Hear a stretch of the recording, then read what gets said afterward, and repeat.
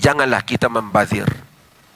Kerana Al-Quran kita dapati tidak pernah mempersaudarakan mana-mana pemaksiat dengan syaitan melainkan orang yang membazir. Innal mubazzirina kanu ikhwana syayatin. Sesungguhnya pembazir adalah saudara syaitan. Kerana pembaziran itu lahir daripada kesombongan sebahagiannya. Lahir daripada perasaan yang tidak insaf di atas keperluan orang lain. Allah tidak menyatakan penzina saudara syaitan, peminum arak saudara syaitan, walaupun itu semua dosa dalam agama. Tetapi pembazir adalah saudara syaitan. Wa kana syaitanu li rabbih kafura. Sesungguhnya syaitan itu pada Tuhannya sangat kufur.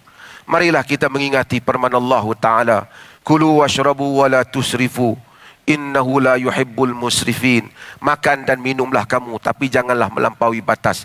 Sesungguhnya Allah tidak suka orang yang berlebih-lebihan. Maka kita makan dan minum pada hari ini, besok dan seterusnya, jangan melampaui batas. Jangan melampaui batas pada sukatannya, jangan melampaui batas pada berlebih-lebihannya, dan jangan melampaui batas pada apa saja yang akan memberikan kemudaratan, jika tidak pun kepada kita, kepada sistem kehidupan dalam alam ini. Kerana ada masyarakat yang mengambil berlebihan, menyebabkan ada masyarakat lain yang berkurangan. Sedangkan agama ini mengajak untuk kita hidup di dalam keadaan harmoni bagi manusia sejagat.